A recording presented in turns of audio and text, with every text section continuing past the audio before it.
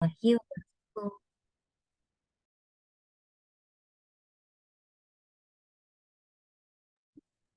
Oke, Waalaikumsalam. Alhamdulillah. Oke. Malam ini insya Allah kita bakalan lanjutin lagi Harmony in Action, em, yang merupakan program dari Agile HR bekerjasama dengan Better Co, Las Rabani, MG, dan juga eh, bentar, contekan saya gak kelihatan, dan Mavis. Nah, em, malam ini kita udah sampai di series ketiga kalau nggak salah, barengan sama Mbak Ken Rati Iswari yang sudah menyalakan kameranya juga. Di sini panggilannya Mbak Ken, membahas tentang Tech Recruitment 101. Mungkin memang di sini yang jadi peserta masih dikit ya, tapi kita tetap jalan dulu aja, Mbak Ken. Insya Allah nanti mungkin teman-teman yang lain yang udah daftar akan menyusul. Apa ya? Nggak apa-apa, aman. Justru hari ini kita private class ya Iya, untuk betul. tech Jadi recruitment. Jadi jatuhnya kita private class aja di sini ya, Bismillah. Nah, mungkin tidak akan lama-lama dan mungkin juga teman-teman yang di daftar pun juga harusnya sudah kenal dengan Baken ya, karena Baken ini adalah salah satu founder dan juga CEO dari Geek Hunter saat ini. Salah satu headhunter ya Mbak Ken ya, yang cukup terkenal di Jabodetabek saat ini, yang memang spesialisasinya rekrut buat posisi-posisi engineering dan teknologi. Kurang lebih itu mungkin sedikit openingnya. Nanti bakalan ada closing sedikit, mungkin ngasih tahu info mengenai acara ini sendiri, karena kan ini udah rangkaian kesekian ya dari bulan akhir November hingga sekarang ini udah pertengahan Desember. Nanti aku akan sedikit sampaikan info. Oke, silakan, aku serahkan kepada Mbak Ken selaku pembicara kita pada malam hari ini. Silakan. Oke, terima kasih Miftah. Selamat malam semuanya. Jadi kita hari ini fokusnya adalah private untuk tech recruitment one on one. Jadi nanti kalau misalnya ada pertanyaan, langsung aja ditanyain ya. Oke, nah di sini berarti ada Shinta. Shinta boleh diinfo dulu backgroundnya kamu apa supaya aku bisa tahu juga ekspektasinya dari sesi ini seperti apa. Anggap aja ini sesi sharing dan mentoring ini ya, private. Backgroundnya sebagai HR di PT Akar Inti Data, Mbak Ken. Oh, dia kan inti data ya, ya, ya, ya. Kalau nggak salah sama kemarin juga sempat ada kontak-kontakan sama Geek Hunter nggak sih, Mbak Sinta? Sempet kenalan di People Hub. Oh, iya, iya, iya, iya, iya. Sempat kenalan di People Hub ya. Terus kalau Mbak Sinta berarti fokusnya juga megang tech recruitment atau gimana? Sebelumnya aku dari Headhunter Recruit, cuman pas Mm-mm. yang di sini kan udah jadi internal, jadi handle-nya end to end sih. Banyakan itu tech sama data. Kebanyakan berarti roles yang dipegang tech sama data ya. Tapi kalau sekarang kayaknya rekrutmen udah bukan end to end ya, tapi no end, bener nggak? Bener sih, Mbak Ken. Semuanya dikerjain. Oke, oke, sip. Kalau gitu, berarti kita lanjut aja dan mungkin hari ini kita coba untuk tidak terlalu lama ya, nggak apa-apa ya, mohon maaf karena nggak tahu kenapa hari ini anak aku yang masih bayi tiba-tiba demam, takutnya kena COVID karena kemarin baru dibawa keluar. Jadi aku izin kalau hari ini materinya agak dipercepat ya. Nah, nanti Sinta juga kalau misalnya ada apa namanya pertanyaan atau ada yang mau didiskus, feel free aja, anggap aja lagi ngobrol-ngobrol, terus abis itu lagi private ya Shin ya. Oke, sip. Nah, ini juga sedikit background tentang aku. Kayaknya tadi udah disebutin sama Mbak Miftah. Jadi aku nggak perlu apa namanya, nggak perlu share lebih lanjut lagi terkait ini. Terus abis itu sebenarnya kalau ngomongin apa yang mau dibahas hari ini, yang akan dibahas lebih ke tentang tech recruitment. Terus di tech recruitment sendiri yang akan aku cover biasanya roles-roles di tech itu ada apa aja. Terus abis itu biasanya proses rekrutmennya seperti apa dari mulai sourcing sampai akhirnya offering proses. Mungkin nanti di beberapa bagian aku juga bakal share tentang tips and trick yang biasa dilakukan ada apa aja. Kalau aku tahu tadi ada Shinta yang fokusnya di tech recruitment mungkin akan lebih apa namanya detail lagi, tapi unfortunately hari ini materi yang aku share lebih general, jadi mungkin akan ada banyak yang Mbak Shinta sama Mbak Miftah juga udah pada tahu kali ya, udah pada tahu semua. Jadi mungkin lebih banyak refresh apa yang sudah atau sedang dikerjakan ya.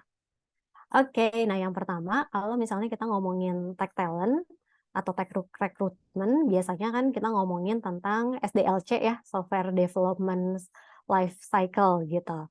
Nah, untuk proses SDLC sendiri sebenarnya ini khusus untuk software development yang sifatnya itu bisa ke software, bisa juga ke hardware. Jadi biasanya startnya ini ketika sebuah tim mau bikin software, berarti kan awalnya tuh ada planning dulu nih, apps apa aja yang mau dibuat, berdasarkan apa. Biasanya kalau di startup itu kan startnya dari problem, marketnya ada atau enggak. Jadi di sini biasanya partnya tim bisnis. Biasanya ada banyak roles-roles-nya itu business analyst, dan lain-lain gitu. Terus dari sini sebenarnya ada banyak roles-roles yang terkait. Karena dari planning ini nanti masuk ke analysis akan butuh market data dan lain-lain. Jadi di sini selain tim bisnis gitu ya, biasanya kalau tim bisnis itu dari mulai tim apa namanya foundersnya atau co-foundersnya. Terus juga di sini roles yang involved itu roles yang terkait sama product development.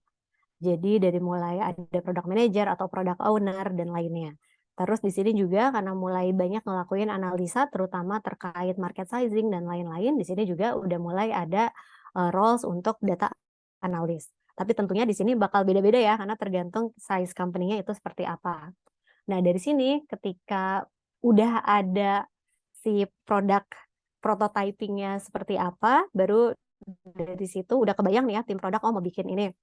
Baru habis itu masuk ke part design. Di mana di desain ini biasanya kita kenalnya kalau di roles teknologi itu roles-nya UI UX. Baru dari situ udah ada prototype-nya, dilemparlah ke bagian implementation. Di sini ada software development. Di sini juga roles-nya dari mulai tergantung yang dibikin itu base-nya di mana, apakah itu web base, apakah itu mobile base, atau itu dibikinnya buat di desktop. Jadi akan berbeda-beda tergantung sama kebutuhan dari si company tersebut. Dari situ masuk ke roles udah jadi nih misalnya software-nya di-develop, produknya di-develop, habis itu tentunya ada yang ngetes, ini ada error atau enggak, ada bugs atau enggak, itu di part yang testing sama integration. Dan nanti masuk ke maintenance, di sini biasanya akan jadi kerjaannya DevOps. Nah, untuk yang lebih established lagi, biasanya mulai juga ada role seperti misalnya cloud engineer, atau infrastructure engineer, dan lainnya. Dan nanti dari sini balik lagi, karena terus-terus di-iterate ya biasanya kalau yang namanya software development cycle. Terus abis itu dari sini sebenarnya fun fact-nya adalah ternyata programmer pertama di dunia itu ada di tahun 1800-an dan adalah perempuan ya. Jadi yang menarik software developer pertama di dunia itu perempuan, namanya Ada Lovelace, di mana di sini dia yang bikin bahasa pemrograman pertama ini kalau menurut sejarahnya. Biarpun tetap pasti ada perdebatan ya, enggak deh kayaknya bukan Ada Lovelace tapi bosnya atau apa. Tapi kalau aku mengambil Ada Lovelace ini adalah world's first programmer. Nah, terus habis itu kalau fokus hari ini roles-nya apa aja yang akan dibahas, sebenarnya kalau ngomongin tech roles itu ada banyak ya.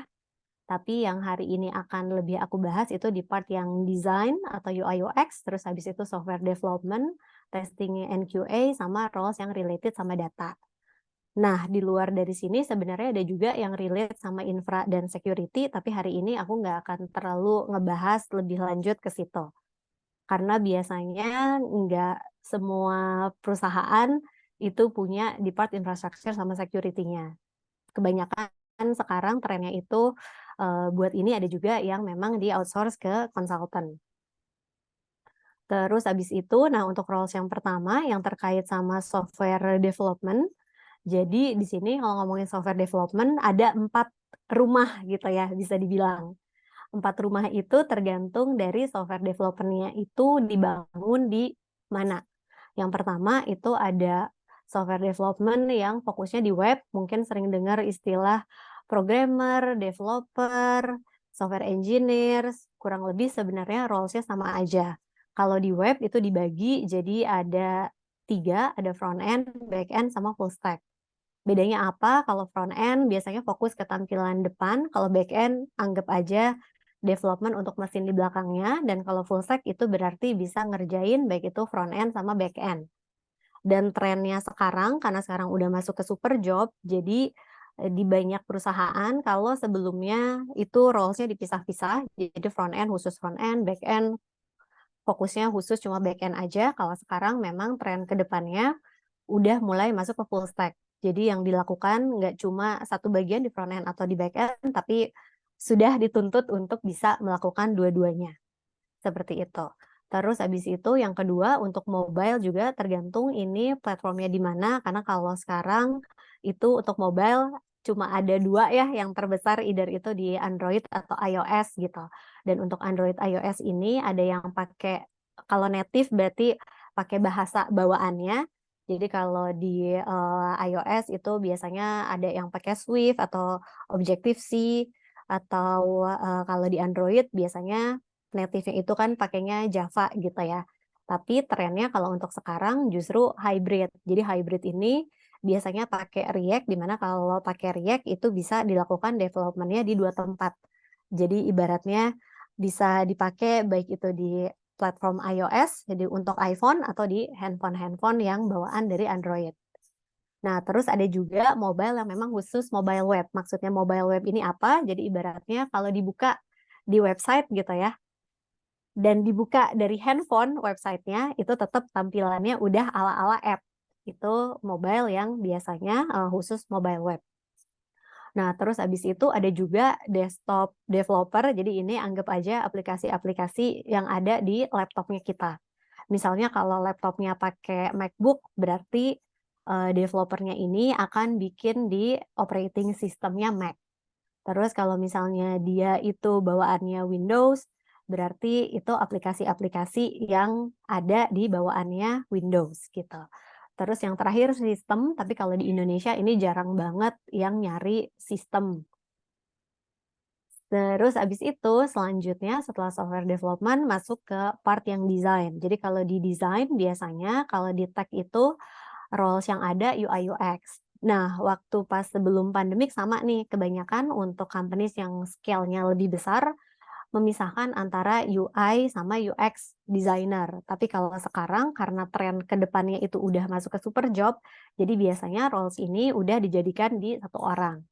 Jadi simpelnya kalau kita ngomongin graphic designer tuh kan yang bikin desain-desain untuk printed media, atau kalaupun misalnya electronic media yang dibikin kan lebih kayak social media posting kayak gitu ya. Terus abis itu buat advertisement juga. Tapi kalau kita ngomongin UI UX berarti di sini adalah desain tampilan yang nanti akan kelihatan kalau dibuka di komputer itu kayak gimana. Jadi biasanya lebih dikenal web designer. Nah, ini juga spesialisasinya kalau mau masuk ke subspesialis lagi, ada yang emang dia biasa megang desain khusus untuk website aja, ada juga yang khusus buat misalnya dia jagonya itu bikin mobile, apa namanya, mobile designer aja. Tapi balik lagi tren ke depannya karena udah masuk ke super job, jadi sekarang tuntutannya untuk anak UI sama UX itu harus bisa nggak cuma bikin desain UI UX di web, tapi juga di mobile.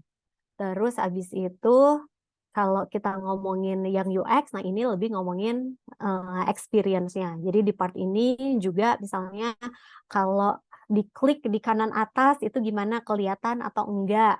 Atau misalnya nanti desainnya dipindahin, button-nya jadi dipindahin ke bawah, itu bakal ada yang ngeklik atau enggak. Jadi itu UI UX. Tapi kalau sekarang, sorry tadi dipisah ya, ada UI sama ada UX, tapi kalau sekarang trennya kebanyakan udah hampir aku bilang 90% udah digabung ya. Terus selanjutnya kalau testing sama QA ini anggap aja tipe kerjaan yang dilakukan setelah software development itu beres, tapi biasanya selalu berkesinambungan. Di mana di sini yang dilakukan oleh testing sama QA itu untuk cari ada error atau enggak sih, ada code yang enggak nyambung satu sama lain atau enggak, errornya ini di mana ada bugs atau enggak. Karena kalau istilahnya developer itu ada bugs-nya atau enggak gitu ya. Terus roles-nya sendiri kalau di testing sama QA itu ada quality assurance, ada analis, ada juga disebut performance tester. Tapi bisa dibilang ini kurang lebih roles-nya sama. Nah, kalau di SRE, Site Reliability Engineer ini biasanya selain QA juga ada tambungannya sama part infrastructure. Itu untuk testing sama QA. Nah, terus abis itu yang terakhir akan aku bahas lebih ke part data science, karena biasanya ketika dari proses awal sampai akhir, ketika apa namanya semua datanya udah mulai banyak, nanti kebutuhannya akan ada di 3 roles ini. Yang pertama itu data analis, yang kedua data engineer, terus yang ketiga data scientist. Nah, di Indonesia sendiri sebenarnya untuk roles data baru muncul kebutuhannya itu cukup tinggi waktu di tahun 2020 sampai 2021 di end of pandemic gitu ya. Jadi bukan di end of pandemic tapi di awal-awal pandemic. Nah, jadi bedanya apa? Kalau ngomongin data engineer berarti dia ibaratnya yang ngebikin sistem datanya itu seperti apa, yang bikin pemrograman supaya nanti perusahaan itu bisa ngambil data gitu ya.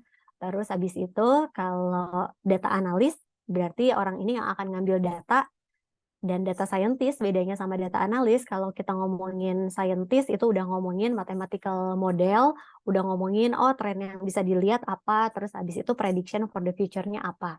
Sedangkan kalau data analis lebih banyak untuk ngambil data. Jadi misalnya, oke kita ada kebutuhan data buat penjualan di kota-kota apa namanya di ibu kota atau di kota-kota tertentu itu dilakukan sama data analis. Tapi kalau data scientist berarti udah ngomongin ngelihat trennya seperti apa, patternnya itu seperti apa, dan prediction-nya itu seperti apa. Jadi kalau sering ngedengar istilah data storytelling, nah itu biasanya kerjaannya data scientist. Kurang lebih seperti itu. Itu untuk roles yang ada. Nah, selain itu juga ada roles infra dan juga roles yang related sama security, tapi untuk hari ini aku nggak bahas ke situ ya. Jadi yang dibahas lebih ke 4 roles ini. Nah, terus habis itu berikutnya dari segi rekrutmen prosesnya seperti apa, sebenarnya rekrutmen prosesnya nggak terlalu banyak berbeda dibandingin sama rekrutmen proses untuk general roles gitu ya. Dari mulai sourcing, attracting, screening, selecting, sampai offering. Tapi yang berbeda karena ini roles-nya lebih ke roles yang high demand, jadi tentunya ada approach-approach yang berbeda yang dilakukan gitu. Nah, tapi sebelum kita masuk ke proses-proses ini yang harus di make sure adalah kita harus punya GD sama GR yang udah sesuai. Maksudnya GD sama GR apa? Itu job description sama job requirement-nya. Karena di sini pasti nanti teman-teman akan ngobrol sama usernya. Dan biasanya kadang usernya sendiri tuh nggak ngerti sebenarnya yang dicari itu apa gitu ya. Nah, to simplify their work sebenarnya cukup tanya aja kalau dari segi technicalities must have-nya itu apa, terus good to have-nya apa. Karena dari situ kita sebagai tech recruiter harusnya udah bisa ngelakuin mulai sourcing untuk cari kandidat-kandidat yang sesuai. Kurang lebih seperti itu. Terus nanti paling tambahannya yang kita perlu cari tahu dari user, biasanya sih kita sebutnya flavor-nya tuh kayak gimana. Maksudnya flavor-nya itu kayak gimana. Jadi dia biasanya work well sama tipe-tipe karakter yang seperti apa, dan apakah ada preferensi-preferensi atau good to have tadi misalnya harus dari university tertentu kah, atau misalnya harus ada background let's say dari fintech companies atau dari tipe company seperti apa. Kurang lebih seperti itu. Nah, kita masuk ke prosesnya ya. Oke, nah jadi kalau kita ngomongin sourcing, yang agak berbeda dibandingin sama roles-roles yang lain, mungkin kalau kita ngomongin job post, terutama ketika kita ngambil posisi-posisi yang udah lebih senior gitu ya. Jadi biasanya kalau posisi-posisi yang udah senior, orang-orangnya kan bukan tipe-tipe kandidat yang apply, tapi justru kitanya yang harus proactively apply sama mereka gitu. Jadi biasanya ketika kita ngelakuin job post di job portal, biarpun sekarang dengan adanya Tech Winter ada perbedaan ya. Mungkin kalau dulu kita buka job post untuk level yang senior ke atas, waktu zamannya pandemik, itu bisa dibilang yang apply ya paling kurang dari 30 gitu ya. Bahkan kurang dari, kalau misalnya di screening lagi yang sesuai dari 30 orang itu paling cuma 5. Tapi kalau sekarang good news-nya dengan kita ngelakuin job posting di job portal aja, bisa dapat applicants kurang lebih sekitar 30 sampai 50. Jadi udah mulai, apa namanya, karena ada banyak kandidat yang available, jadi artinya udah mulai naik nih. Kalau dulu bisa dibilang kita mau job post itu bisa hampir dipastikan belum bisa dapat si tipe kandidat yang sesuai, gitu. Terus habis itu yang kedua, selain job post juga yang paling works out itu sebenarnya referral. Jadi di sini ensure bahwa perusahaan punya baik itu internal referral program ataupun external referral program. Kenapa? Karena at the end of the day, best candidate itu comes from recommendation. Terus berikutnya, tentunya karena ini biasanya tipe, terutama kalau udah ngomongin level yang senior ya, tipe-tipe kandidatnya kan sebenarnya tipe-tipe kandidat yang enggak apply gitu ya, yang enggak cari kerja, tapi lebih ke yang dicariin gitu ya. Makanya kenapa yang jadinya harus dilakuin itu headhunting, dan headhunting-nya untuk tech biasanya yang works out itu dari 3 platform ini. Yang pertama tentunya standarnya dari LinkedIn gitu ya. Terus habis itu yang kedua dari Stack Overflow, dan yang ketiga dari GitHub. Jadi ini 3 main source untuk headhunt dari platform. Terus berikutnya kalau misalnya company-nya ada budget, biasanya dari hackathon yang dilakukan bisa dapat ada rekrutmen biasanya sekitar 5 sampai 10 kandidat kalau apa namanya, waktu zaman ini ya lagi pandemik gitu. Dan selain itu yang paling diperlukan sebenarnya gimana supaya teman-teman bisa punya your own talent pool atau your own database. Jadi misalnya kalau perusahaan yang nggak punya database, at least kita bisa bikin dari Google Sheet atau dari Excel untuk masukin kandidat-kandidat ada apa aja gitu ya yang mungkin pernah apply atau yang profilnya menurut kita sesuai. Jadi ketika nanti ada kebutuhan dari kantor, kita udah ada nih orang-orang yang akan kita incar. Dan di sini juga pro tips-nya adalah untuk tech recruiter itu harus bisa 3 hal ini. Yang pertama Boolean search, yang kedua X-ray, terus yang ketiga itu string search. Cuma ini kalau aku bahas bisa 3 hari sendiri gitu ya. Jadi ini bisa nanti teman-teman coba belajar. Tapi sebenarnya di sini kalau Boolean karena kita ngomongin technical gitu ya, biasanya kan udah jelas yang dicari misalnya kalau software developer itu programming language-nya apa, framework-nya apa, terus misalnya pengennya user itu atau hiring manager itu dari perusahaan-perusahaan tertentu, perusahaan mana, atau dari industri mana. Jadi itu yang nanti bisa di-embed, dimasukin ke baik itu Boolean search, atau X-ray, atau string search. Jadi ini keyword-nya silakan nanti dicari dan dipelajari ya.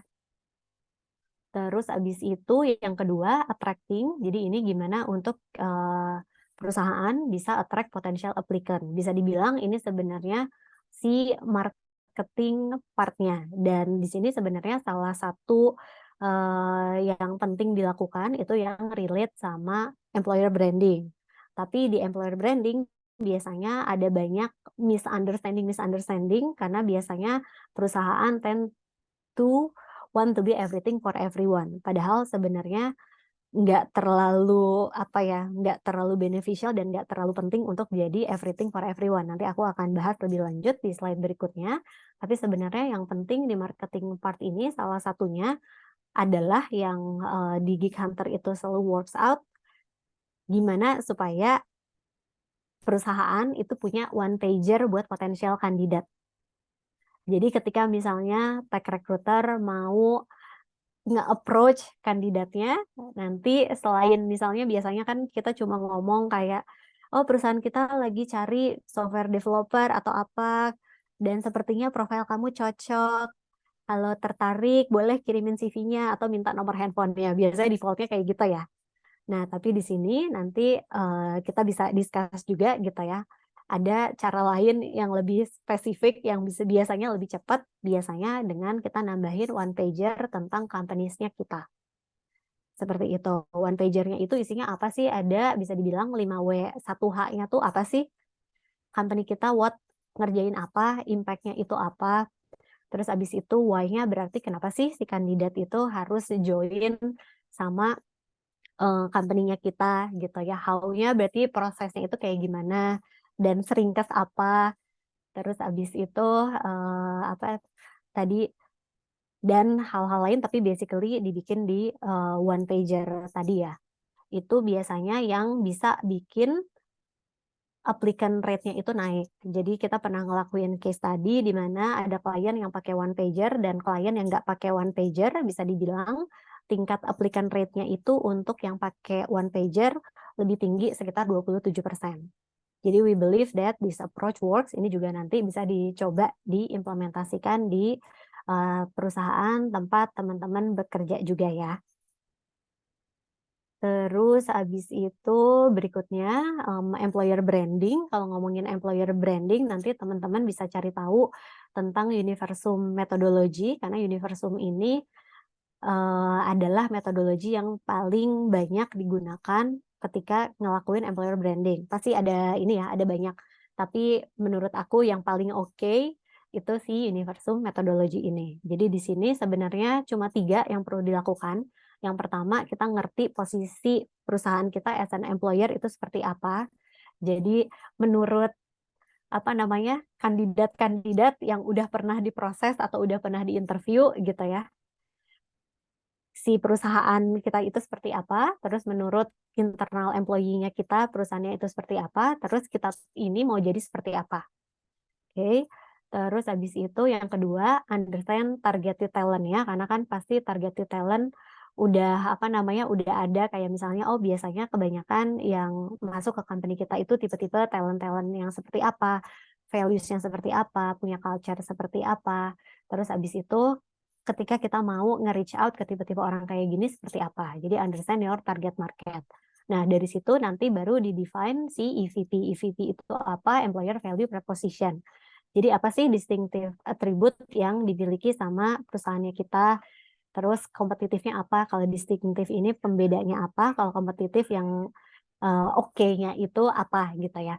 Terus dari situ baru dipilih mana kira-kira yang akan dijadikan atribut untuk employer value proposition.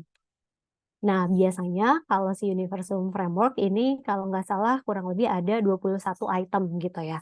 Dan kesalahan most of companies biasanya tuh langsung diambil sebanyak-banyaknya. Oh, kita ini misalnya dari segi employer reputation sama image, kita punya attractive sama exciting produk sama service, kita juga punya CSR, kita juga punya ethical standard, kita punya ini, kita punya itu. Jadi semuanya dimasukin. Padahal sebenarnya cukup fokus sama 3 atau 4 distinctive dan competitive advantage-nya itu apa yang akan kita highlight sebagai employer value proposition. Kurang lebih seperti itu. Nanti kalau mau belajar lebih lanjut, silakan dicari aja namanya Universum Framework buat teman-teman yang tertarik sama employer branding. Karena ini bisa dibilang tools employer branding yang nomor 1 gitu ya. Nah, terus dari situ nanti masuk ke screening proses, di mana kalau di screening proses ini berarti kalau kita ngomongin technical kan tentunya technical aspeknya ini harus masuk gitu ya. Jadi kalau misalnya let's say yang dicari itu adalah software engineers, terus abis itu programming language-nya apa, terus abis itu framework-nya apa. Nah, ini tuh kandidat yang kita punya udah tick off must have requirement dari hiring manager atau dari user kita atau belum. Biasanya caranya kita tinggal bikin aja, kalau di Geek Hunter disebutnya requirement checklist gitu ya. Jadi must have-nya apa, good to have-nya apa, terus abis itu kandidat ini udah punya checklist minimal 80% dari yang dipengen sama hiring manager kita atau enggak gitu ya. Terus abis must have-nya masuk ke good to have qualification-nya ada atau enggak, karena ini juga yang akan bantu untuk nge-ranking top kandidat yang kita punya.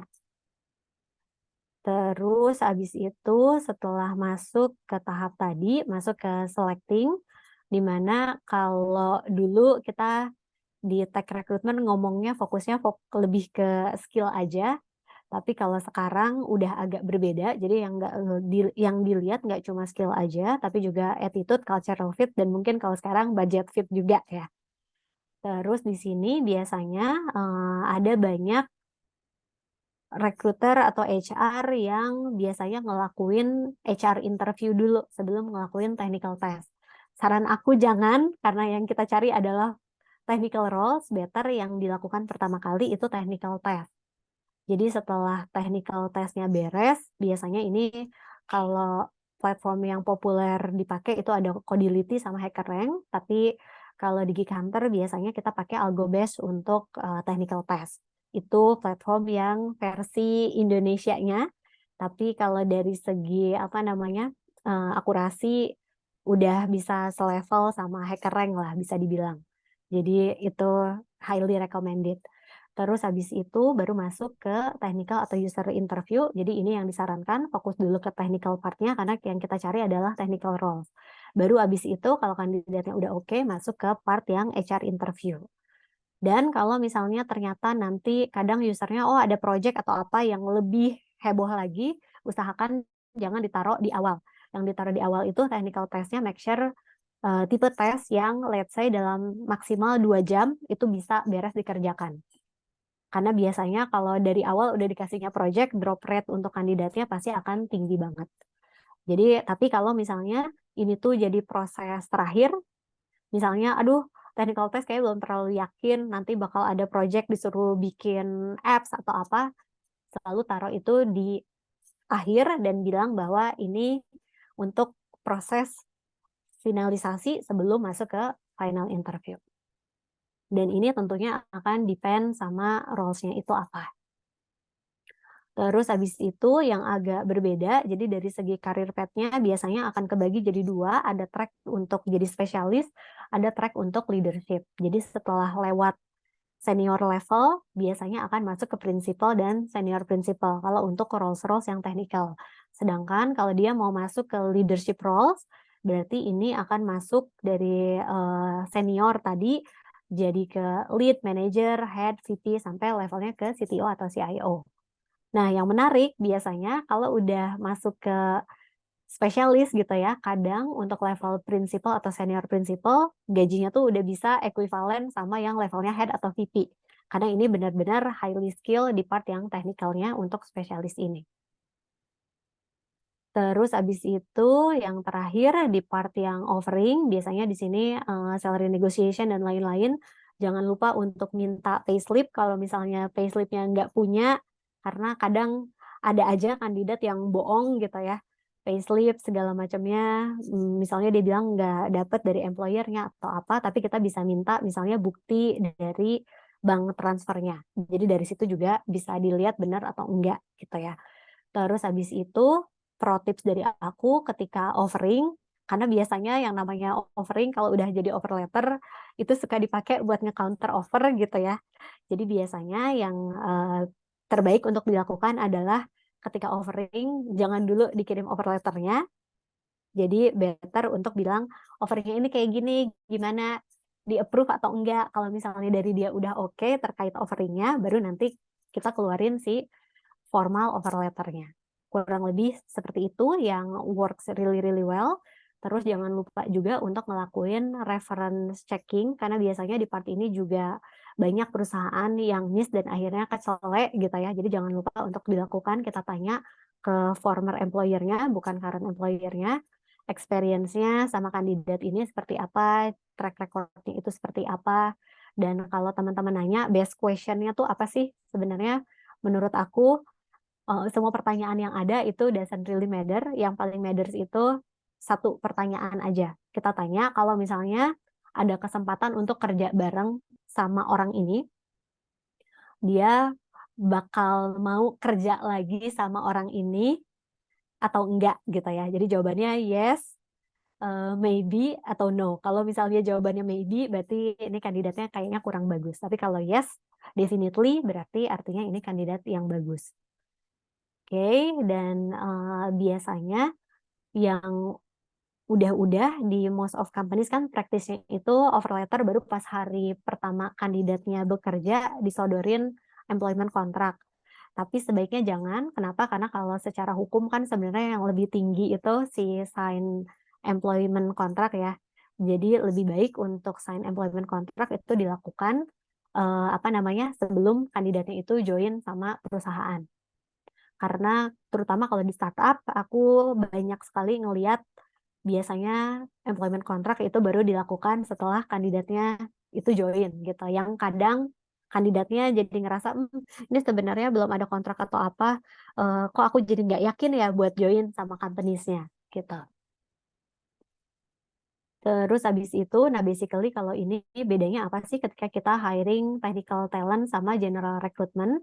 Bedanya dari segi sourcing-nya lebih targeted, dan tadi tools yang dipakai buat sourcing ada Boolean search, ada X-ray, sama ada string search, nanti sama teman-teman juga bisa dicari.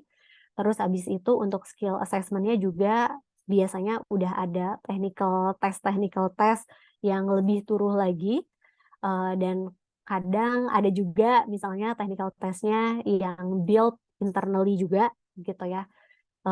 Itu juga biasanya untuk roles-roles yang udah lebih senior lagi. Terus abis itu di sini yang matters juga di network sama industry connection. Kenapa? Karena biasanya kalau tipe-tipe anak-anak tech mereka tuh punya komunitasnya sendiri. Maksudnya punya komunitasnya sendiri seperti apa? Contoh misalnya buat yang PHP, programming language-nya, mereka ada grup yang khusus buat PHP. Terus kalau ngomongin misalnya cloud engineer tapi yang pakai AWS itu ada juga komunitasnya sendiri. Ngomongin DevOps role ada komunitasnya sendiri. Ruby on Rails, programming language ada juga komunitasnya sendiri gitu ya.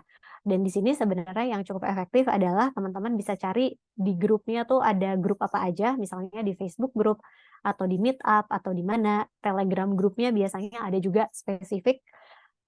Dan yang menarik ternyata di grup-grup kayak Facebook grup itu juga lumayan aktif. Jadi kita juga bisa apa namanya build network kita ke situ, kita juga bisa minta izin misalnya buat job posting di situ.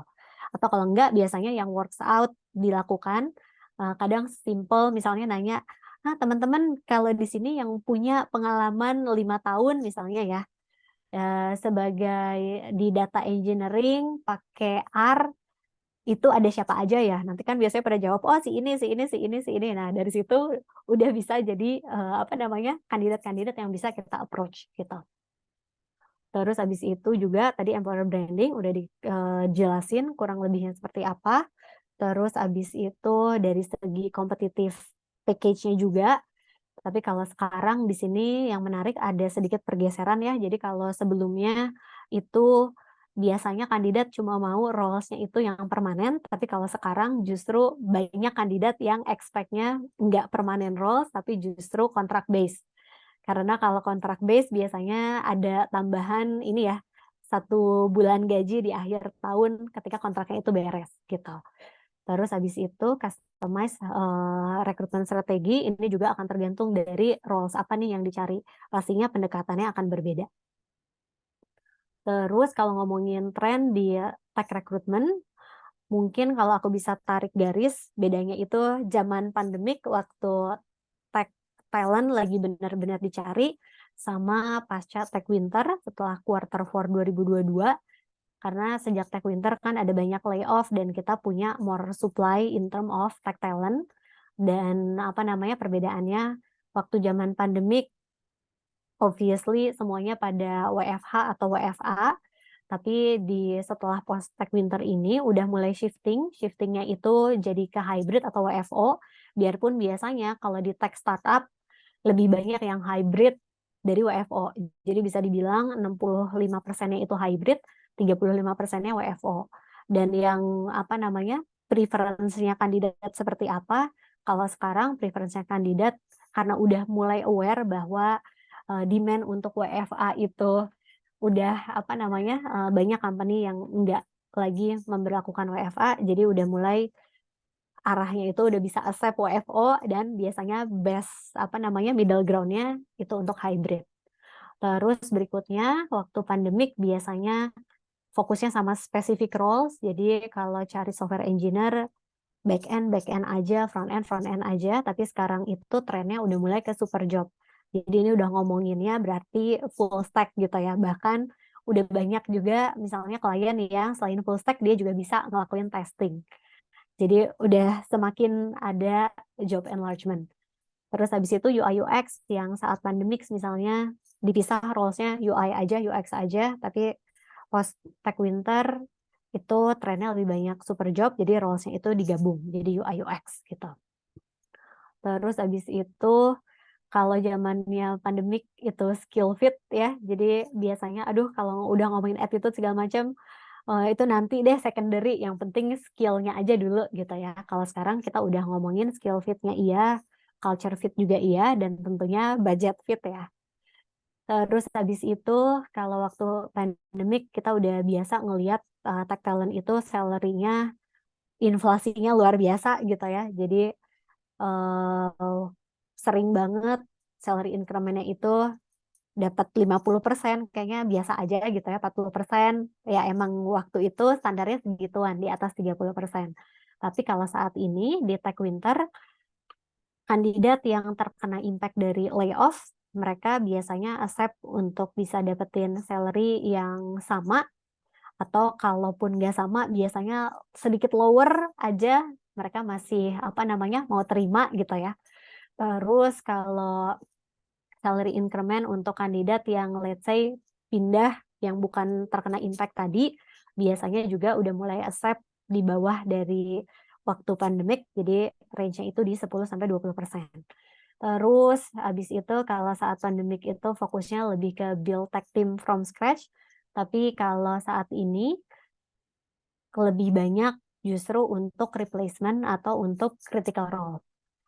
Malah sekarang trennya itu lebih banyak, misalnya kalau ada yang resign, itu roles-nya nggak diganti dulu.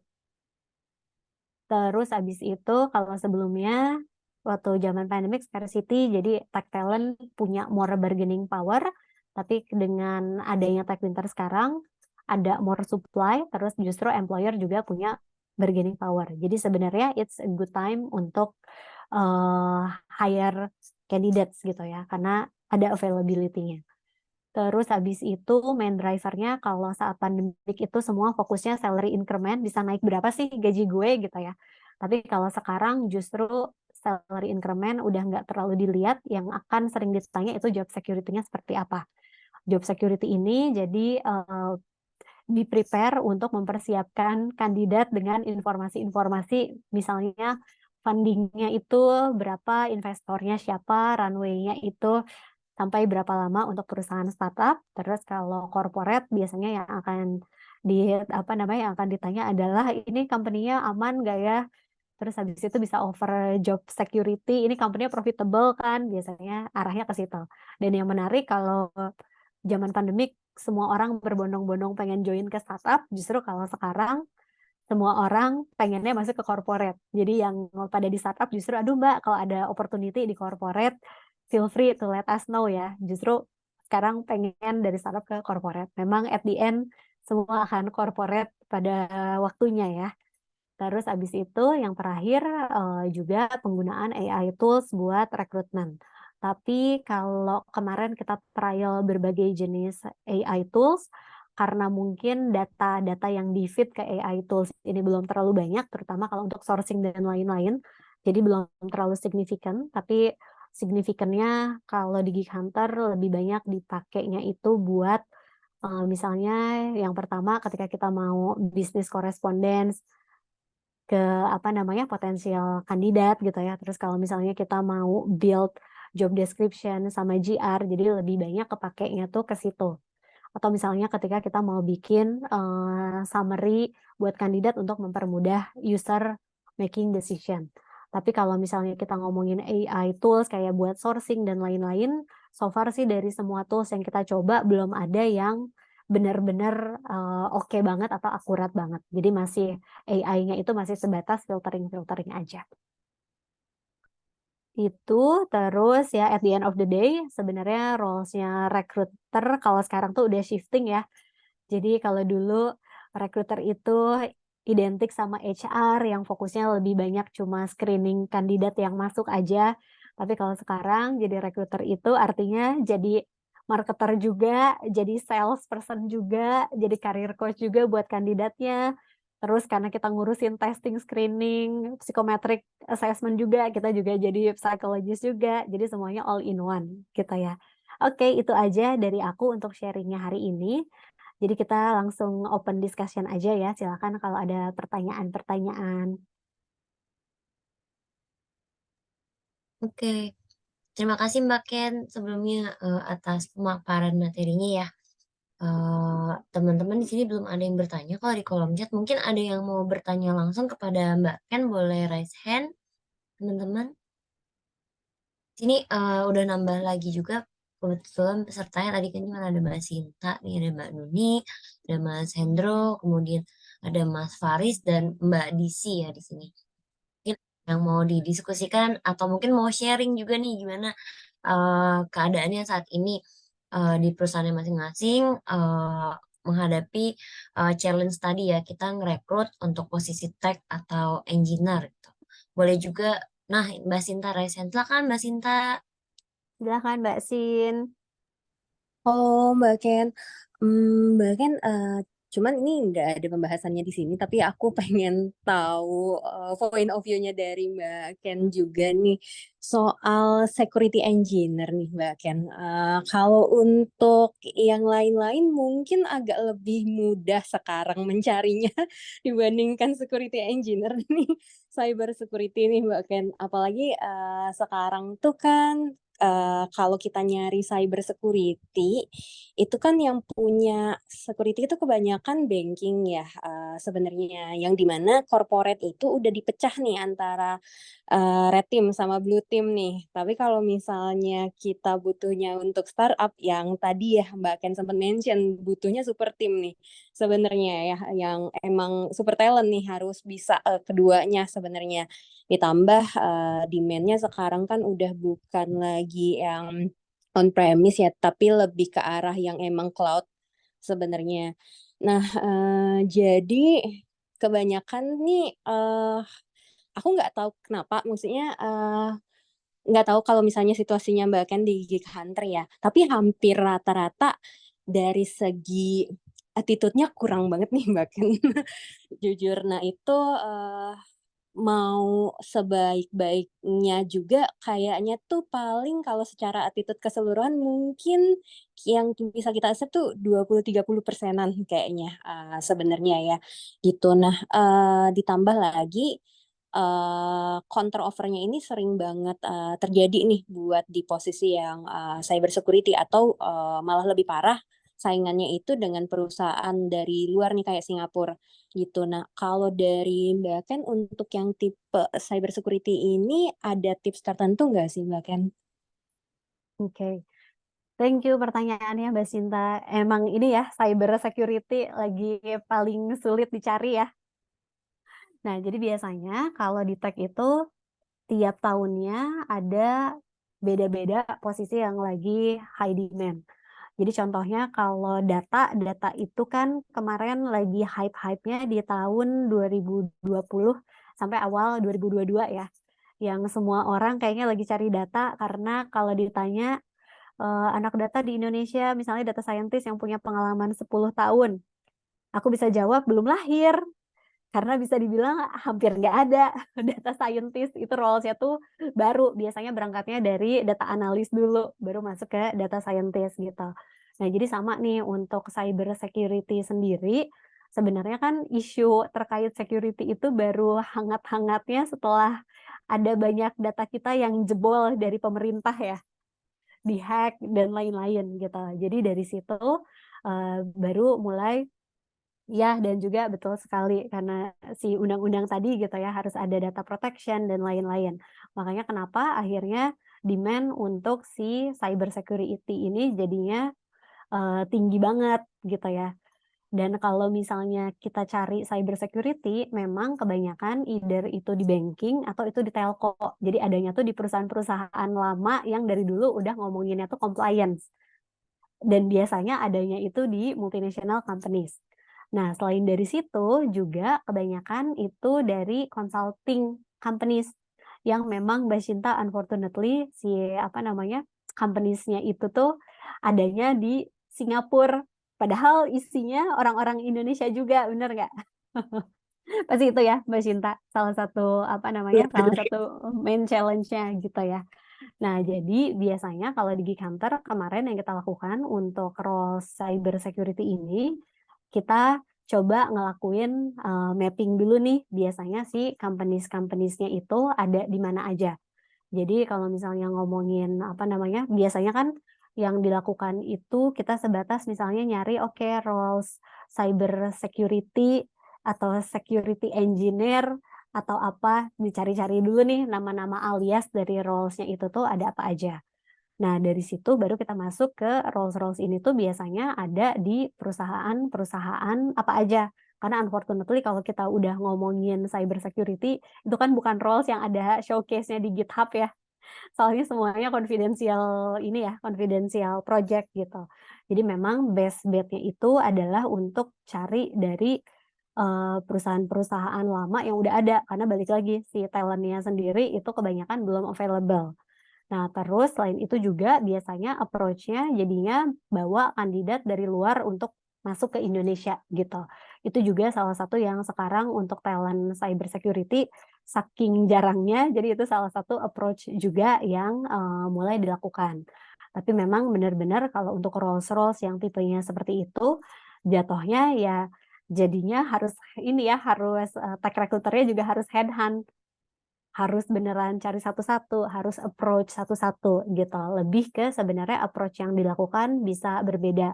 Karena mungkin kalau misalnya selama ini approach-nya setelah tadi ya, mungkin Mbak Cinta karena dulunya juga dari headhunter pasti udah sering ya ngelakuin talent mapping dan lain-lain. Terus pasti approach-nya di saat headhunting itu nge-message si kandidatnya satu-satu gitu. Yang bisa dicoba dan biasanya work sebenarnya kan yang kita butuhkan adalah data yang akan kita bawa ke manajemen ya. Misalnya ternyata dari segi salary ini udah nggak masuk, atau misalnya nggak ada yang interest dan lain-lain.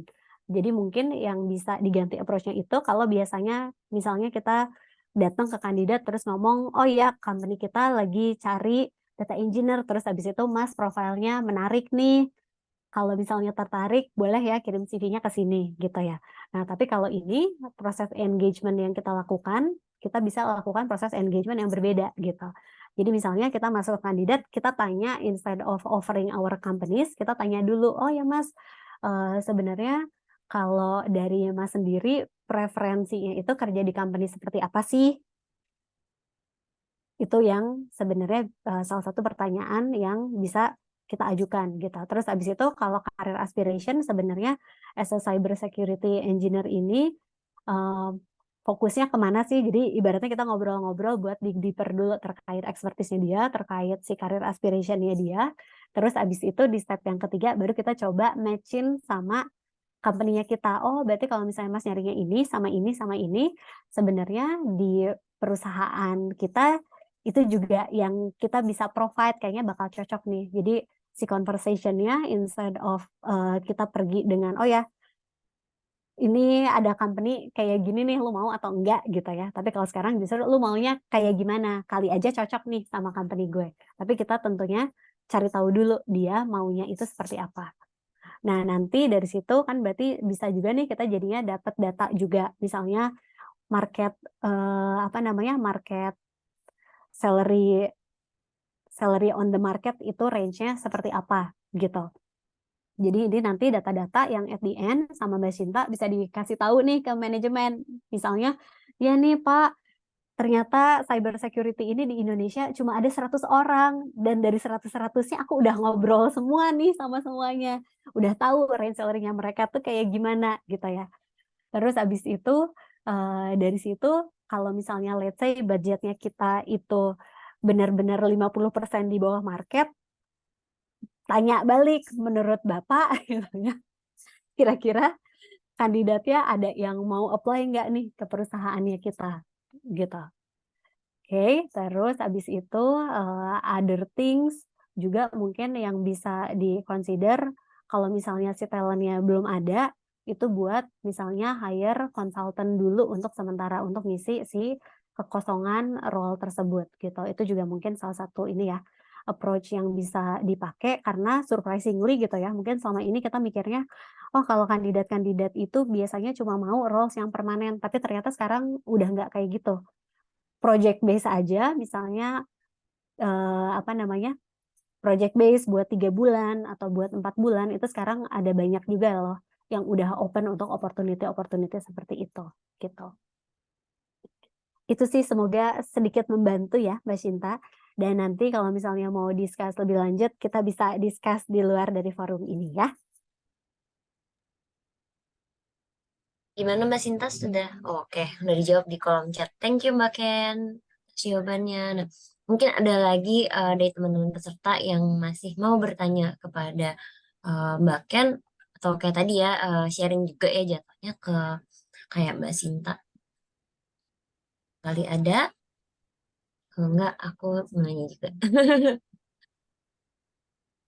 Mbak Ken, ini mungkin aku nggak tahu sih ya karena aku udah lama nggak megang rekrutmen kebetulan. Tapi ya waktu pas sebelum pandemi sempat megang rekrutmen dan tech lead juga kebetulan. Jadi trennya itu kan waktu pas sebelum pandemi terus ke pandemi memang high demand ya buat tech recruitment ya sebagaimana kita tahu dan udah Mbak sebutin juga. Di satu sisi waktu itu kala itu memang belum banyak sumber dayanya karena kan belum masih banyak masih dikit banget ya yang bootcamp bootcamp juga ya kala itu ya terus sekarang kan udah berjamur bootcampnya orang-orang juga udah mulai banyak yang beralih ke sini gitu.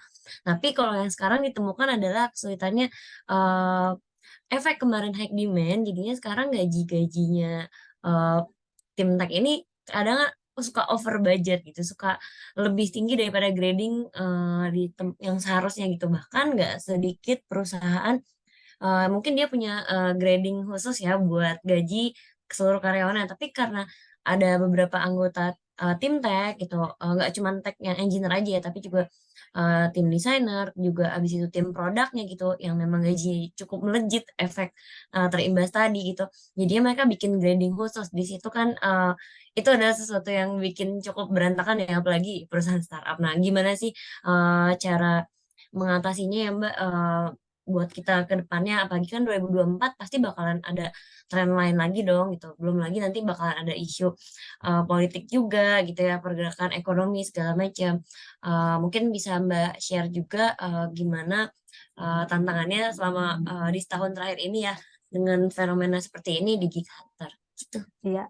Jadi mau over kandidat tapi ternyata kandidatnya udah over budget, jadi harus gimana ya? Karena kemarin inflasinya Benar, luar biasa. Oke, jadi benar.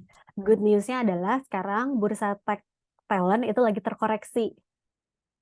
Oke, itu good news yang pertama. Terus habis itu yang kedua, sebenarnya kan kemarin itu yang namanya layoff lagi paling banyak terjadi di akhir tahun 2022 ke awal tahun 2023 ya. Di situ ya yang lagi peak-peaknya gitu ya. Dan ketika si kandidat-kandidat ini terkena layoff, mereka tuh masih dapat pesangon yang lumayan. Oke. Nah, jadinya dari situ karena mungkin salah satunya ngerasa, oh ya gue pesangon masih ada nih sampai 5 bulan ke depan. Jadi di aku bisa bilang di apa namanya kuarter 2 2023 ini ketika misalnya kita ketemu sama kandidat yang dikasih offernya itu di bawah dari last salary-nya dia tuh masih nggak mau karena ibaratnya gue masih ada apa namanya pengaman nih dari si pesangon-pesangon yang kemarin gitu. Tapi you will be surprised bahwa sekarang itu kandidat bahkan kalau yang udah masuknya ke level desperate karena misalnya dari segi apa namanya dari segi pesangon udah habis udah nggak ada si jaring pengaman lagi gitu ya itu mereka udah mulai be realistic gitu. Nah tapi lebih ke artinya kita delivering newsnya tuh kayak gimana. Nah biasanya yang kita lakukan ke apa namanya kandidat kita misalnya kita udah tahu nih expected salary-nya misalnya satu fact-nya adalah orang tersebut itu terkena layoff gitu ya. Karena kalau misalnya dia masih employ, udah masih ada salary-nya di angka berapa kan, kita mau offer di bawah dari salary-nya dia, ya nggak mungkin dong, orang dia masih ada settle job dan lain-lain gitu. Nah, tapi untuk si kandidat-kandidat yang apa namanya terkena dampak ini, kemarin memang ada beberapa klien kita yang let's say dari segi budget sebenarnya nggak masuk nih, beda sekitar 15%-an sama kandidatnya gitu. Dan waktu itu yang kita lakukan ya udah kita be open aja sama kandidatnya. Iya nih Mas, ada misalnya nih ya company saya sebenarnya tertarik banget buat nge-hire apa namanya buat nge-hire Mas. Tapi unfortunately kalau dari salary range segala macam ini udah apa namanya di luar dari budget kita. Karena sebenarnya kita bisa bilang nih untuk level senior software engineer di company-nya kita itu range-nya di angka segini sampai angka segini. Dan you will be surprised. Kadang ada aja nih kandidat yang emang willing buat downgrade gitu. Karena dia juga sadar sebenarnya value-nya dia tuh nggak segitu. Tapi karena kemarin ada inflation, jadinya mungkin dalam 3 tahun dia udah pindah ke 4 company yang berbeda. Kalau 4 company yang berbeda, tiap company pindah dia dapat 30%, berarti naiknya gajinya udah 120% kan kenaikannya gitu. Kurang lebih seperti itu. Tapi ya be open aja, tentunya tetap being respectful ya. Karena kan at the end kalau kita ngomonginnya, ya soalnya kalau untuk band segitu biasanya range-nya itu di angka segini sampai segini. Jadi saya juga nggak enak nih Mas kalau misalnya mau ngelanjutin offering prosesnya atau apanya. Nanti biasanya kandidat, oh iya Mbak, nggak apa-apa kok segitu, aku masih ini masih oke. You will be surprised, you can get that kind of answer juga gitu. Oke. Thank you loh Mbak Ken atas update-nya. Tetap ya harus dicoba dulu ya, kita jelasin dulu ya. Berarti ke Iya mereka. betul, kan at the end manage expectation juga kan Betul, sebenarnya betul. bagusnya karena kita juga nggak mau wasting time kandidatnya gitu kan. Tapi kalau Mm-mm. misalnya ternyata kandidatnya, iya Mbak nggak apa-apa kok segitu juga, aku apa namanya udah alhamdulillah atau apa, ya udah hajar aja dilanjutin gitu. Oke, sip-sip. Nah, ini selanjutnya ada Mas Faris nih, raise hand. Mas Faris, silahkan mau bertanya atau mau nambahin atau nanggepin. Ya, Mas halo. Faris kayaknya familiar deh. Kita pernah ketemu ya? Ya, halo. Kak Ken. Suaraku kedengaran nggak? Kedengeran. Kedengaran ya. Iya, Kak Ken. Kemarin beberapa, kalau nggak salah minggu lalu, Kak Ken, kami ini ada meeting online dengan rekan dari Geek Hunter juga ya, dari Mas Norman kemarin. Oh iya Mas Ya, Faris. makanya mungkin sedikit familiar. Sebelumnya salam kenal juga ya, Kak Ken. Terima kasih banyak waktunya. Jadi, kebetulan saya ini talent acquisition juga di Surabaya. Em, untuk posisinya juga kebetulan tech recruiter ya, Kak Ken. Dan sedikit mau tanya nih, Kak Ken, dan penasaran juga gimana trik atau tips-tips gitu ya, Kak Ken, terkait community. Tadi sedikit highlight juga itu community yang dipunya, yang dimiliki ya, Kak Ken, ya, sama talent-talent tech di luar sana itu macam-macam ya. Mungkin ada yang DevOps, programmer juga punya community sendiri dan yang lain-lain gitu. Nah, jadi kami itu pernah mengalami sebuah case sedikit struggle juga ya untuk mencari posisi yang kebetulan di Surabaya itu juga masih jarang gitu. Let's say ada IT auditor gitu ya, yang mungkin beberapa company itu juga belum aware dan segala macam gitu ya. Nah, mungkin salah satunya itu juga bisa lewat community. Kita masuk ke mungkin beberapa platform ya atau sosial media, Telegram tadi disebutkan, mungkin juga ada Facebook dan lain-lain. Dan kebetulan di company saya sebelumnya itu saya juga pernah masuk di salah satu grup Telegram dan juga Facebook. Tapi sedikit kesulitannya itu seperti ini Kak Ken.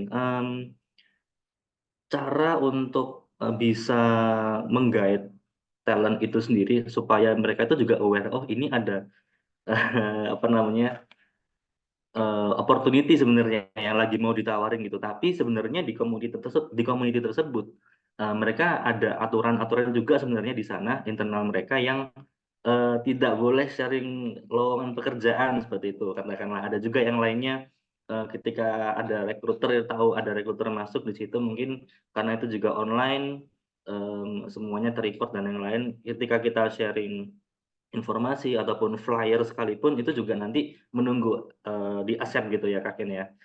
Langsung Nah, di-ban biasanya ya. biasanya Bukan begitu bukan Kak Ken. menunggu di bukan nunggu di accept tapi langsung di-ban biasanya. Ya, betul Kak. Terlihat juga dari mungkin gimana caranya ini seseorang ini masuk gitu ya. Nah, mungkin highlight pertanyaannya lebih ke ada nggak sih Kak Ken mungkin tips-tips untuk bisa masuk ke sebuah community tech itu dengan smooth gitu ya. Jadi istilahnya kita ini em, apa ya, ya ujung-ujungnya pasti menawarkan opportunity gitu ya Kak. Tapi untuk probingnya itu juga supaya mereka itu mungkin kalau memang nggak semuanya tertarik, kita attitude-nya tuh gimana sih kalau misalnya langsung personal ke beberapa orang satu-satu gitu tuh sebenarnya gimana sih Kak Ken gitu? Oke, good question karena memang pasti di sini tech recruiter juga ini ya mengalami kalau misalnya masuk di grup biasanya suka di apa namanya kalau di accept langsung dikasih tahu jangan ngepost job, jangan ini, jangan itu, jangan ini, jangan itu gitu Betul, ya. Jadi betul. sebenarnya kunci yang pertama adalah gimana supaya kita tuh bisa smooth banget, oke, menawarkan pekerjaan tanpa terlihat kita tuh menawarkan pekerjaan. Nah, biasanya yang works dan yang sering aku lakukan ketika misalnya, let's say lagi cari Java developer, terus misalnya masuk ke komunitas, kan ada banyak tuh komunitas Java kayaknya di tiap kota tuh ada ya, di Jakarta ada, di Bandung ada. Terus habis itu, yang bisa kita tanyain instead misalnya nih ya, kantor lagi cari Java developer, pengalamannya 3 tahun, terus habis itu, framework-nya misalnya pakai apa ya, pakai Spring atau Kotlin gitu ya misalnya.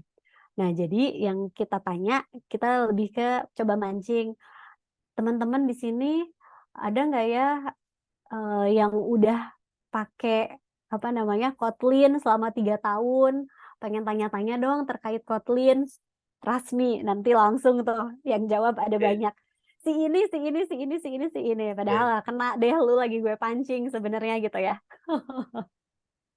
Oh, Jadi oke. kita bisa tanya, apa namanya, hal-hal seperti itu gitu, atau biasanya kalau kumpul-kumpul di mana? Jadi tanya pakai Mhm, pertanyaan-pertanyaan yang memancing gitu, itu. Atau mhm, misalnya nih ya, let's say kamu ada artikel tentang misalnya tools yang baru yang kebetulan dipakai juga nih sama kantor, karena biasanya programming language kan sorry, terutama kalau software developer suka ada aja ya tools yang baru, misalnya Laravel udah berapa poin udah nggak ngerti gitu ya.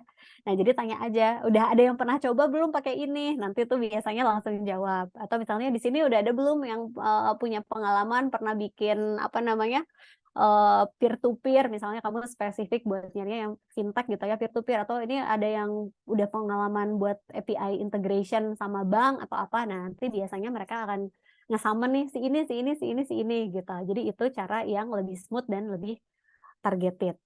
Terus habis itu yang kedua mungkin saran aku jadinya ya, kita justru perlu menyusupkan talent-talent yang kita punya ke komunitas-komunitas tadi. Karena kalau itu, jatuhnya jauh lebih smooth gitu ya. Nah, luckily kalau di Geek Hunter kan kita udah punya, apa namanya, cukup banyak ini ya, talent-talent yang kita place yang kadang-kadang kita juga minta tolong sama mereka gitu ya. "Mas, kita lagi nyari ini deh, lu bantuin dong, tanyain misalnya di komunitas lu," atau apa, dan biasanya mereka juga cukup helpful. Jadi pasti Mas Faris di kantornya udah ada kan misalnya existing developer atau existing IT auditor atau apa. Nah, jadikanlah dia jadi kayak brand ambassador atau advocate dari si companies kita. Itu juga salah satu cara yang bisa dilakukan. Dan yang terakhir kalau misalnya emang apa namanya talent yang nggak ada, tapi at least kita bisa identify ada beberapa, ada let's say 10 orang atau apa, kita bisa ini aja jadiin wacana, bukan wacana sih, maksudnya kita yang justru coba bikin komunitas tersebut gitu. Jadi misalnya, "Iya nih kayaknya yang apa namanya, DevOps di Surabaya dikit banget ya, cuma ada 10 orang, kita bikin komunitasnya yuk, kita bikin, apa namanya, sekali-kali kita bikin learning session, sekali-kali kita bikin ini, sekali-kali kita kumpul," gitu ya. Jadi dari situ hopefully talent-talent-nya juga makin banyak. Atau misalnya, "Apa sih, kenapa sih kok dikit banget yang ada DevOps yang ada di Surabaya?" Gitu. Apakah perlu emang karena nggak ada companies yang butuh DevOps atau gimana? Terus habis itu, mungkin juga udah bisa mulai cari, dari surrounding area gitu ya. Kalau di Surabaya berarti mungkin paling dekatnya sama apa namanya, sama Malang. Di Malang kan ada anak-anak bancakan tuh komunitas IT-nya setahu aku lumayan ini, lumayan apa namanya, lumayan ini ya, lumayan banyak gitu. Terus ada apa namanya, ada satu coworking space kalau nggak salah namanya Ngalup di Malang, dan yang aku tahu biasanya anak-anak dari Malang juga open buat opportunity mereka kerja ke Surabaya. Jadi mungkin udah waktunya kita import dari daerah-daerah tapi yang masih nggak terlalu jauh lah dari Surabaya gitu. Terus berikutnya insight satu lagi yang bisa aku share, di Bali juga banyak loh anak-anak IT dari Surabaya. Jadi mungkin bisa ditarik buat balik lagi ke Surabaya karena Bali ya, waktu Kak. itu ada beberapa klien kita yang di Bali justru kita dapetin talent-talentnya itu dari Surabaya gitu. Mm-mm. Oke, oke.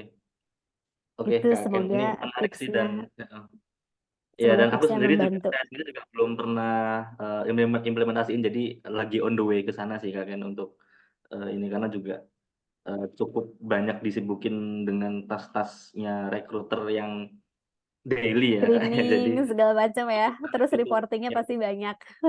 betul. Oke, baik. Thank you banget Kak Ken. Terima kasih. Ya, sama-sama Mas Faris.